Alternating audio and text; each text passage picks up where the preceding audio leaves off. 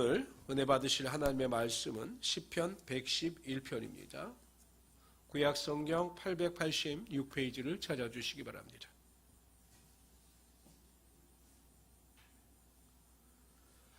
구약성경 886페이지 시편 111편 말씀이 되겠습니다. 우리 1절부터 10절까지 한 절씩 교독합니다. 할렐루야. 내가 정직한 자들의 모임과 회중 가운데에서 전심으로 여호와께 감사하리로다. 여호와께서 행하시는 일들이 크시오니 이는 즐거워하는 자들이 다 기리는도다. 그의 행하신 일이 존귀하고 어미하며 그의 의가 영원히 서있도다. 그의 기적을 사람이 기억하게 하셨으니 여호와는 은혜로우시고 자비로우시도다. 여호와께서 자기를 경외하는 자들에게 양식을 주시며 그의 언약을 영원히 기억하시리로다. 그가 그들에게 문나라의 기업을 주사 그가 행하시는 일의 능력을 그들에게 알리셨도다. 그의 손이 하는 일은 진실과 정의이며 그의 법도는 다 확실하니 영원 무궁토록 정하신 바요 진실과 정의로 행하신 바로다. 여호와께서 그의 백성을 속량하시며 그의 언약을 영원히 세우셨으니 그의 이름이 거룩하고 지존하시도다. 여호와를 경외함이 지혜의 근본이라. 그의 계명을 지키는 자는 다 훌륭한 지각을 가진 자이니 여호와를 찬양함이 영원히 계속되리로다. 아멘. 111편에서 핵심은 10절입니다. 여호와를 경외함이 지혜의 근본이라. 왜 여호와를 경외하는 것이 지혜의 근본이라 하셨을까요? 마태복음 10장 28절에 보면 몸은 죽여도 영혼은 능히 죽이지 못하는 자들을 두려워하지 말고 오직 몸과 영혼을 능히 지옥에 멸하시는 자를 두려워하라. 이렇게 말씀하고 있습니다. 인간은 영적인 존재입니다. 이 땅에서 살고 끝나는 존재가 아니라 이 눈에 보이는 육신이 무너지는 순간 그의 영혼이 지옥이냐 천국이냐가 결정되어지기 때문입니다. 그렇기 때문에 이 세상에서 육신을 입고 사는 동안에 아무리 부귀 영화를 누렸다 할지라도 하나님을 경외하지 아니하고 예수 그리스도를 믿지 않는 자들은 그 영혼이 지옥에 떨어지기 때문에 미련하고 지혜롭지 못한 자들이라는 것입니다. 그러나 육신을 입고 사는 이 땅에서 사는 동안에 하나님을 경외하고 하나님으로부터 얻는 지혜를 통하여 예수 그리스도를 믿고 깨달아 복음의 은혜 가운데 살아가는 자들은 그 영혼의 구원을 받아 하나님 나라에 들어가기 때문에 지혜로운 자들이라 이렇게 말할 수 있게 되는 것입니다. 그렇기 때문에 하나님을 경외하고 하나님을 믿으며 그리스도의 사랑과 은혜 가운데 살아가는 자들이 가장 지혜롭고 슬기로운 자들입니다. 그런 의미에서 보면 구원을 받아 이 자리에 앉아서 새벽마다 부르짖고 하나님을 의지하며 살아가는 여러분들이야말로 하나님께서 주시는 가장 지혜를 가지고 이 세상을 살아가는 택함받은 자리라는 사실을 분명히 믿어야 합니다. 그럴 때 우리 안에 기쁨이 있고 소망이 있고 기대가 있는 것입니다. 항상 하나님을 경외하는 믿음, 그 믿음을 가지고 세상을 넉넉히 이기며 살아갈 수 있는 우리 성도들이 되시기를 주님의 이름으로 축원합니다.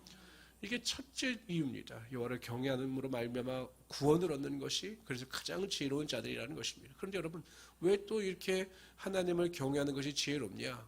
하나님께서 하나님을 경외하는 자들에게 복을 주시기 때문입니다. 우리 5절에 보면 이렇게 나와 있습니다. 여호와께서 자기를 경외하는 자들에게 양식을 주시며 그의 언약을 영원히 기억하시리로다. 하나님을 경외하는 자들에게 하나님께서 양식을 허락하여 주신다는 것입니다. 우리의 생존에 필요한 먹을 것, 입을 것, 마실 것을 허락하여 주심으로 우리가 염려하지 아니하고 이 세상을 살아갈 수 있게 하여 주시는 것입니다. 이스라엘 백성들이 출애굽하여 광야길을 지나갈 때 그들이 먹을 것을 얻기 위하여 할 수 있는 일은 아무것도 없었습니다. 광야에서 무엇을 어떻게 사냥을 할 수도 없고 농사를 할 수도 없었습니다. 그래서 하나님께서 그들에게 하늘에서 만나를 내려주심으로 그들의 먹을 것의 문제를 다 해결하여 주셨습니다. 그런데 여러분 보세요. 이스라엘 백성들은 아침마다 그 하늘에서 내려오는 떨어지는 만나를 보게 됩니다. 그러니까 결국 하나님을 바라보며 하나님께 소망을 두는 자에게 하나님께서 먹을 것을 해결해 주신다는 것을 상징적으로 보여주고 있는 것입니다. 하나님을 사랑하는 성도들에게 반드시 모든 필요를 채워주시는 것입니다. 너희는 먼저 그의 나라와 그의 의를 구하라. 이 말이 무엇입니까? 하나님을 경외하라는 것입니다. 그리하면 먹을 것, 입을 것, 마실 것을 넉넉히 채워주신다라고 마태복음 6장 33절에서 약속하셨습니다. 우리 모든 성도님들은 이러한 믿음을 가지고 우리의 삶에 채워주시는 하나님의 능력을 매일 경험하며 살아갈 수 있는 우리 성도들이 되시기를 주님의 이름으로 축원합니다. 뿐만 아니라 약속하신 것을 기억하시고 약속을 반드시 실행하신다고 하셨습니다. 하나님께서 다윗에게 약속하셨습니다. 내 자손이 영원할 것이다. 네 왕위가 영원할 것이다 라고 말씀하셨습니다. 그런데 주 70년에 로마의 디도 장군에 의하여 이스라엘이 완전히 멸망합니다. 도리에 돌 하나 남지 아니하고 완전히 성전까지 파괴되는 처참한 심판을 받게 됩니다. 그 이후로 이스라엘 백성들은 세계 곳곳에 다 흩어지어 살았고 나라 없는 민족으로 살았습니다. 그게 70년입니다. 그리고 약 2000년이 흐른 뒤에 1948년 5월 14일에 다시 팔레스틴 땅에 이스라엘 민족이 세워지게 됩니다.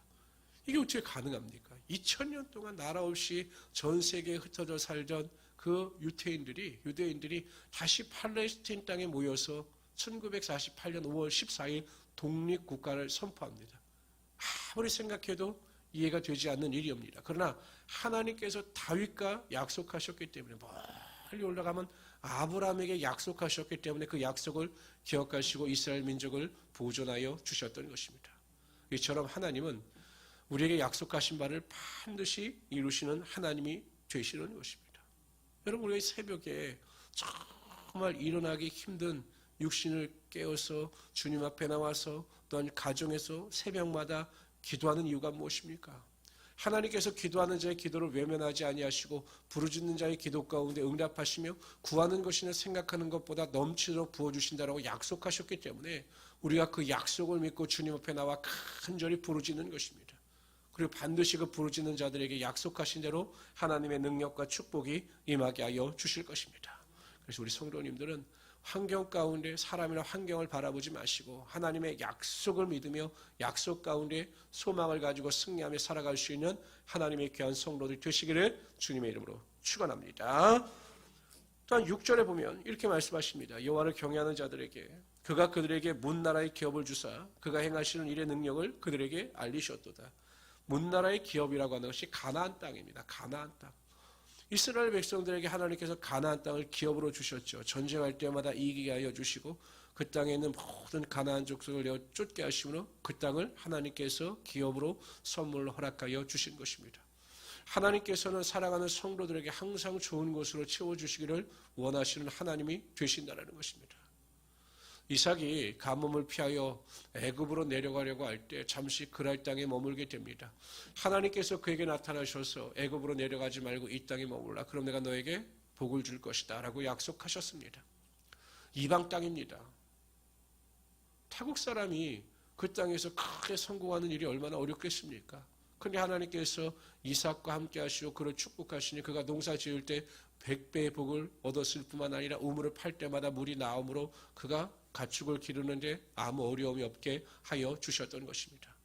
이처럼 하나님은 성도의 삶에 기업의 축복을 반드시 허락하여 주시는 것입니다. 우리가 부르짖어 기도할 때마다 하나님께서 항상 예비하신 그 복이 우리의 삶 가운데 반드시 나타나게 되어 있습니다.